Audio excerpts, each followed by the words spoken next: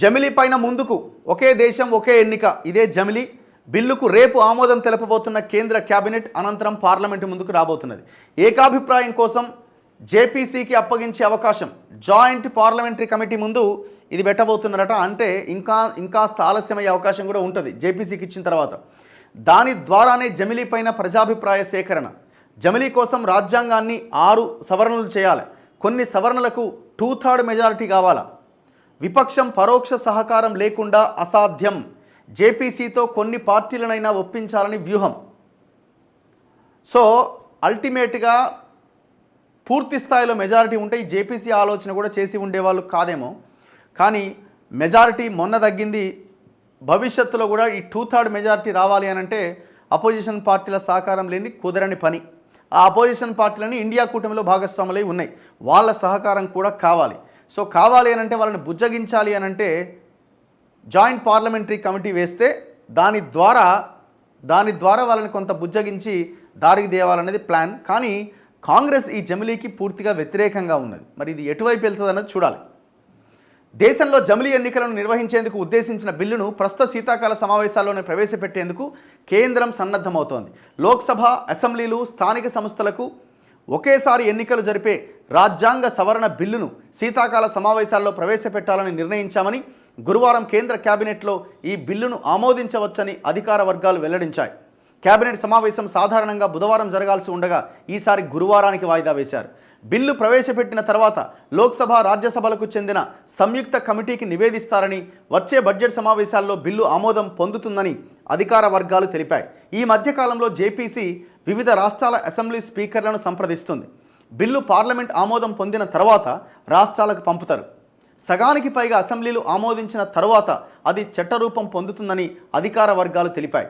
జమిలీ ఎన్నికలపైన గత ఏడాది సెప్టెంబర్లో ఏర్పాటైన రామ్నాథ్ కోవింద్ కమిటీ సిఫార్సులను కేంద్ర కేబినెట్ ఇప్పటికే ఆమోదించింది. కోవింద్ కమిటీకి 47 రాజకీయ పార్టీలు తమ అభిప్రాయాలు తెలిపాయి. 32 పార్టీలు జమిలీ ఎన్నికలను సమర్థించినాయి. బీజేపీ, బీజేడీ, జేడీయూ, శివసేన వీటిలో ఉన్నాయి. వనరులు ఆదా కావడం, సామాజిక సామరస్యాన్ని కాపాడడం, ఏకకాలంలో దేశం అభివృద్ధి జరగడం దీనివల్ల సాధ్యపడతాయని భావించాయి.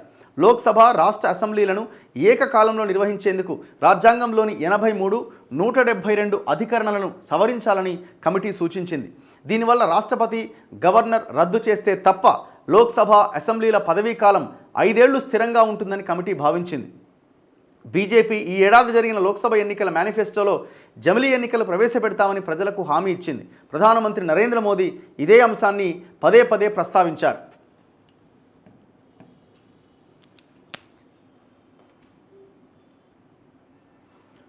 నెక్స్ట్, కాంగ్రెస్, ఎంఐఎంతో పాటు అనేక పార్టీలు ఈ ప్రతిపాదనను వ్యతిరేకించినాయి.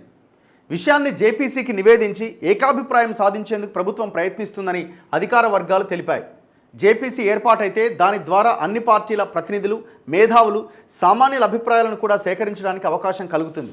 ప్రస్తుతం ఉన్న ఎన్నికల విధానాన్ని మార్చడం భారీ సవాళ్లతో కూడుకున్న వ్యవహారం కావడంతో ఏకాభిప్రాయ సాధన తప్పనిసరి అని ప్రభుత్వం భావిస్తోంది. జమిలీ ఎన్నికల బిల్లు ఆమోదం పొందితే ఎప్పుడు ఎన్నికలు జరుగుతాయన్న విషయం చర్చ జరుగుతోంది. జనగణన, నియోజకవర్గాల పునర్విభజన జరగాల్సి ఉంది కనుక 2029 వరకు ఈ ఎన్నికలకు సన్నద్ధం కావచ్చని రాజకీయ వర్గాలు భావిస్తున్నాయి. పరిస్థితులను బట్టి ఈ ఎన్నికల ప్రక్రియను ముందుకు జరపొచ్చని కూడా చర్చ జరుగుతున్నది. సో ఒకవేళ జమిలీ ఓకే అయితే, ఒకే దేశం ఒకే ఎన్నిక అనే ఈ రాజ్యాంగ సవరణ మొత్తం ఓకే అయిపోయి ఆమోదం పొందబడితే ఎలక్షన్స్ ఎప్పుడు వస్తాయి? సో ఎలక్షన్స్ 2028 29 ఇంకొంత లేట్ అయ్యే అవకాశం ఉందంటే ఎట్లాగైనా జరగవచ్చు, కొంత ఆలస్యం కూడా జరగవచ్చు. కానీ ఈ మధ్యకాలంలో జనగణన ఒకటి కంప్లీట్ కావాలి అండ్ నియోజకవర్గాల పునర్విభజన అన్నది చాలా కీలకమైన అంశం. దేశంలో పార్లమెంట్ స్థానాలు పెరగబోతున్నాయి, రాష్ట్రాల అసెంబ్లీ స్థానాలు కూడా పెరగబోతున్నాయి అన్నమాట జనాభాని బట్టి. అందుకే ఈ జనగణన ఆధారంగా ఈ నియోజకవర్గాల్ని సంఖ్యని పెంచుతారు. మహారాష్ట్ర విజయం తర్వాత లోక్సభ ఎన్నికల ప్రచారంలో జమిలీ ఎన్నికల గురించి గట్టిగా చెప్పినప్పటికీ ఫలితాలు వచ్చిన తర్వాత బీజేపీ ఈ హామీ పైన కొన్ని నెలలు చప్పుడు చేయలే. కేంద్రంలో సొంతంగా ప్రభుత్వం ఏర్పాటు చేయలేక మిత్రపక్షాల మీద ఆధారపడే పరిస్థితి ఉండడం, హర్యానా, మహారాష్ట్రలో లోక్సభ ఎన్నికల్లో దెబ్బతిన్న నేపథ్యంలో మళ్ళీ అసెంబ్లీ ఎన్నికల్లో నెగ్గి ప్రభుత్వం ఏర్పాటు చేయడం అన్నది అనుమానాస్పదం కావడంతో నిజంగానే జమిలీ సద్దుమణిగింది. అయితే మహారాష్ట్ర, హర్యానాల్లో బీజేపీ తిరుగులేని విజయాలు సాధించడం, కాంగ్రెస్ ఆత్మరక్షణలో పడడం, ఎన్డీఏ మిత్రపక్షాలన్నీ జమిలీ విషయంలో బీజేపీకి దన్నుగా నిలబడిన నేపథ్యంలో సవరణలను ముందుకు తీసుకెళ్లగలమని అధికార పక్షం భావిస్తోంది. ఇప్పుడు సగం రాష్ట్రాల్లో బిల్లును ఆమోదించుకోవడం ఎన్డీఏకు సమస్య కాదు. ఎందుకంటే ఆ ఎన్డీఏ కూటమి పక్షాల ప్రభుత్వాలే ఉన్నాయి కాబట్టి సో ఇబ్బంది లేదు వాళ్ళకి. కాకపోతే ఎక్కడ సమస్య వస్తుందంటే పార్లమెంట్లో 2/3 మెజారిటీ అన్నది అక్కడ సమస్య. ఒకేసారి అసెంబ్లీ ఎన్నికలు పెట్టలేని కమిషన్ ప్రస్తుతం పలు దఫాలుగా ఎన్నికలు జరుగుతూ ఉండడంతో సమయం ధనం వృధా అవుతోందని ప్రభుత్వం భావిస్తోంది. దానికి తోడు ఎన్నికల కోడ్ వల్ల అభివృద్ధి పనులు చేపట్టడంలో సమస్యలు వస్తున్నాయని అంటోంది. అందువల్ల అన్ని ఎన్నికలను ఒకేసారి నిర్వహించాలని ప్రతిపాదన సిద్ధం చేస్తోంది. ఇది ఆచరణ సాధ్యం కాదని ప్రతిపక్షాలు అంటున్నాయి. ప్రస్తుతం రాష్ట్ర అసెంబ్లీ ఎన్నికలనే ఎలక్షన్ కమిషన్ విడతల వారీగా జరుపుతోంది.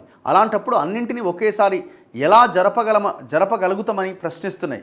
ఇది అప్రజాస్వామికం, రాజ్యాంగ వ్యతిరేకమని కూడా వాదిస్తున్నాయి. మరి ఏం జరుగుతుందో చూడాలి. సో బలాబలాలు ఎట్లున్నాయి? ఒకే దేశం ఒకే ఎన్నిక నిర్వహించాలంటే ముందుగా రాజ్యాంగానికి 6 సవరణలు చేయాలి. ఇందుకు 6 బిల్లులు ప్రవేశపెట్టాలి. సో రాజ్యాంగంలో 6 చేంజెస్ కావాలి, రాజ్యాంగ సవరణ జరగాలి, దానికి 6 బిల్లులు తీసుకురావాలి. వీటిని పార్లమెంట్లో 3/2 మెజారిటీతో ఆమోదించాల్సి ఉంటుంది. ప్రస్తుతం పార్లమెంట్లో ఎన్డీఏకు సాధారణ మెజారిటీ ఉందే తప్ప 2/3 మెజారిటీ లేదు. రాజ్యసభలో 245 సీట్లుంటే ఎన్డీఏ 112 మాత్రమే సీట్లున్నాయి. ప్రతిపక్షాలకు 85 సీట్లున్నాయి. సో 2/3 అన్నది ఇంపాసిబుల్. రాజ్యాంగ సవరణ బిల్లులో ఆమోదం పొందాలంటే 164 ఓట్లు కావాలి. ఇప్పుడు రాజ్యసభలో 112 ఉన్నాయి. లోక్సభలో మొత్తం 545 స్థానాలుంటే ఎన్డీఏకు 292 సీట్లే ఉన్నాయి. 2/3 మెజారిటీ అంటే 364 మంది సభ్యుల మద్దతు కావాలి. మరి ఉన్నాయి ఎంత? 292. 292 అంటే ఎంత తక్కువ ఉన్నాయి? దాదాపుగా 64 ఒక 8 అంతే కదా, 64 8 72 స్థానాలు తక్కువగా ఉన్నాయి. ఇక్కడ చిన్న మెలిక కూడా ఉన్నది. మొత్తం సభ్యులను పరిగణలోకి తీసుకోకుండా సభకు హాజరై ఓటు వేసిన వారిలో 2/3% మెజారిటీ సరిపోతుందన్న నిబంధన ఉండడంతో చివరి నిమిషంలో అనూహ్యమైన పరిణామాలకు కూడా అవకాశం ఉంటుంది. సో కొంత లోపాయికారి ఒప్పందం చేసుకొని ఒక 10 స్థానాలను ఒక పార్టీ మీరు సభ నుంచి వాకౌట్ చేసి వెళ్ళిపోండి అని అంటే వాళ్ళు వెళ్ళిపోతే సభలో ఉన్న సభ్యులని సంఖ్యని లెక్కగట్టి 2/3 మెజారిటీ చూస్తారనమాట. సో అట్లా కూడా కొంత అడ్వాంటేజ్గా మార్చుకునే అవకాశం ఉంటుంది. ఏదేమైనా ఇది అంత ఈజీ అయ్యే వ్యవహారం అయితే కాదు. ఎందుకంటే ఇండియా కూటమిలో ఉన్న సభ్యుల మద్దతు కూడా కావాల్సి ఉంటుంది. ఇంకొక 72 ఎంపీల మద్దతు అదనంగా బీజేపీకి కావాల్సి ఉంటుంది ఎన్డీఏకి.